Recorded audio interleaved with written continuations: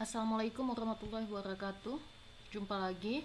Sekarang materi pembahasan kita mengenai kekuatan dan ketahanan mental pada bidang karakter building. Pemaparan yang akan saya sajikan di sini akan mengambil dari buku Adversity Equation-nya, Mengubah Hambatan Menjadi Peluang, karangan Paul Gestalt tahun 2000. Nah, di sini Gestalt itu menampilkan ada yang namanya adversity equation ya, atau disingkat dengan EQ. Itu penentu utama untuk sukses ya. Selanjutnya ada quitter, camper, and climber ya, tipikal atau sifat dari adversity equation, dan adversity response profile. Nah, untuk definisi adversity equation di sini dijelaskan oleh Stoltz. Setelah 19 tahun melewati penelitian yang panjang dan mengkaji lebih dari 500 referensi, Stoltz menampilkan kecerdasan itu tidak hanya dari IQ ya, intelligence quotient yang selama ini kita kenal, terus ada emotional quotient, terus ada SQ, spiritual quotient, tetapi juga memerlukan ada yang namanya adversity quotient atau IQ. Nah, IQ ini adalah kecerdasan untuk mengatasi kesulitan, bagaimana mengubah hambatan menjadi peluang. Atau dengan kata lain, seseorang yang memiliki IQ tinggi akan lebih mampu mewujudkan cita-citanya dibandingkan orang yang IQ-nya rendah.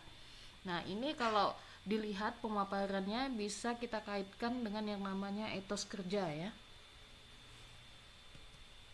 Menurut Stoltz, IQ ini adalah kecerdasan untuk mengatasi kesulitan, bagaimana mengubah hambatan menjadi peluang, atau dengan kata lain, seseorang yang memiliki IQ tinggi akan lebih mampu mewujudkan cita-citanya dibandingkan orang yang IQ-nya rendah.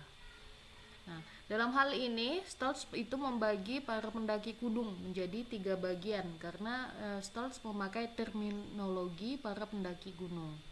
Yang pertama ada quitter atau yang mudah menyerah. Para quitter di sini adalah mereka yang sekedar bertahan hidup. Mereka mudah putus asa dan menyerah di tengah jalan.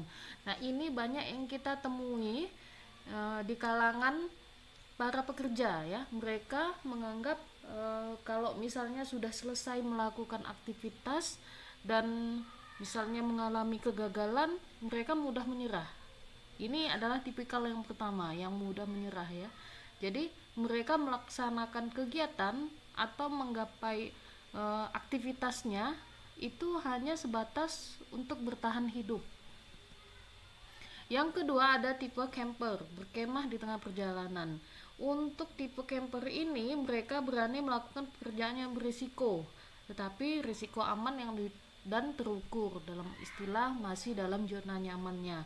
Dan tipe camper ini juga merupakan tipe yang cepat puas dan berhenti di tengah jalan ya, baginya sudah cukup lah gitu, tidak perlu ambisi yang terlalu, obsesi yang terlalu berlebihan atau menjadi ambisius. Terus yang ketiga ada climber, ini pendaki yang mencapai puncak.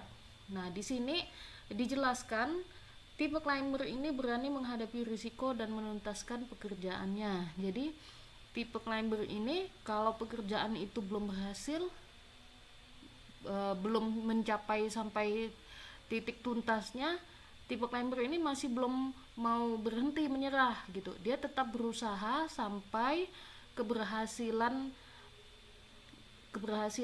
untuk mencapai apa yang dia inginkan itu tercapai.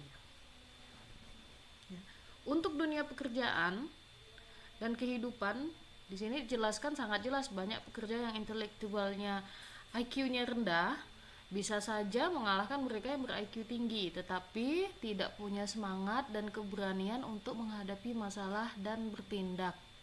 Nah, ini memang sering juga kita temui ya, ada mereka yang IQ-nya tinggi tapi semangatnya untuk melakukan aktivitas yang dia inginkan itu berkurang, masih kurang. Nah, apa yang disebabkan ini? Nah, disinilah Stoltz menggaji ada yang namanya IQ, karena di dalam IQ itu dapat menganalisis bagaimana para karyawan atau pekerja mampu mengubah tantangan menjadi peluang yang akan meningkatkan produktivitas dan keuntungan perusahaan. Karena di dalam aktivitas keseharian yang kita laksanakan, produktivitas dan kreativitas, inovasi itu dapat meningkatkan, selain mengembangkan potensi diri, yang kedua juga bisa meningkatkan kinerja perusahaan. Ini ya. Nah, ini ada quotes yang menarik dari Stoltz ya. Winner never quits and quitter never win. Pemenang tidak pernah menyerah dan orang yang gampang menyerah tidak pernah menang. Nah, ini adalah sebuah kata yang slogan yang memang sangat memotivasi ya, memotivasi buat kita semua, karena memang orang yang mudah menyerah itu tidak pernah menang, dan orang yang tidak pernah menyerah adalah merupakan seorang pemenang, karena dia akan selalu berusaha dan selalu berusaha untuk meningkatkan potensi dirinya. Nah, ada lagi nih dari David Campbell PhD, mengatakan bahwa kreativitas adalah kegiatan yang mendatangkan hasil dengan kandungan ciri ya. Ada inovatif ya. Untuk menghasilkan kreativitas ya di dalam diri kita, itu kita harus menemukan sesuatu yang baru atau bisa memodifikasi, inovatif. Contohnya seperti makanan, kalau zaman dulu kita taunya hanya bakso yang isinya telur biasa. Kalau di zaman sekarang bakso itu banyak, ada bakso yang isinya cabe, ada isinya jeroan, ada yang isinya keju, bahkan ada yang isinya buah-buahan. Nah, untuk inovasi-inovasi ini dapat mendatangkan hasil ya, hasil dalam pengembangan diri, baik itu secara pribadi juga kinerja perusahaan. Yang kedua, kreativitas itu dapat mendatangkan yang namanya kita berguna ya. Kita munculkan berguna, maka muncul kreativitas, dapat digunakan. Dan yang ketiga, kreativitas itu mengandung ciri dapat dimengerti ya.